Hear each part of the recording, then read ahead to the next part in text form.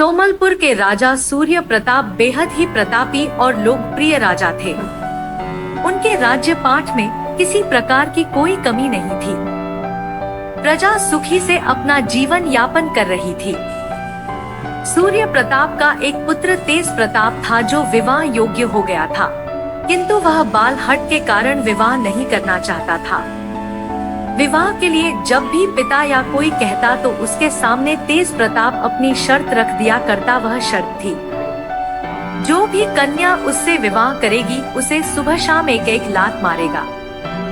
इस शर्त पर कोई भी कन्या विवाह करने को राजी नहीं होती। कोई बिरला ही होगी जो इस प्रकार की शर्त को स्वीकार करेगी। राजा इस चिंता में दिन प्रतिदिन परेशान रहते थे।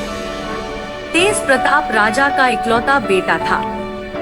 अगर विवाह नहीं हुआ तो उनका राज पाठ और वंश आगे कैसे बढ़ेगा, यही चिंता राजा को दिन रात परेशान किए रहती थी। राजा ने दूर से दूर राज्यों में भी अपने बेटे के लिए न्योता भेजा, किंतु तेज प्रताप की शर्त के सामने कोई भी विवाह के लिए राजी नहीं होता।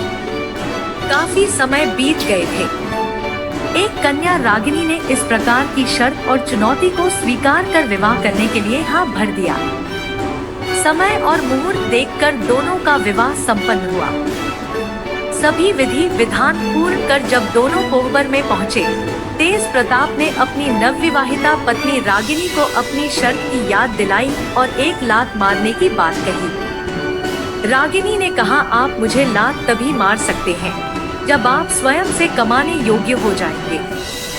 अभी पिताजी के कमाई पर आप मुझे लात नहीं मार सकते। तेज प्रताप गुस्से से तमतमाया, कोहबर से बाहर चला आया और राज्य छोड़कर कमाई के लिए निकल गया।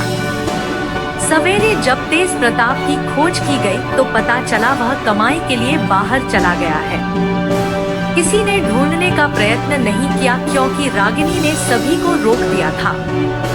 तेज प्रताप 2 दिन का मार्ग तय करके एक राजा के राज्य सुंदरनगर पहुंचा। वहां उसे अजीबोगरीब घटनाएं देखने को मिलती है।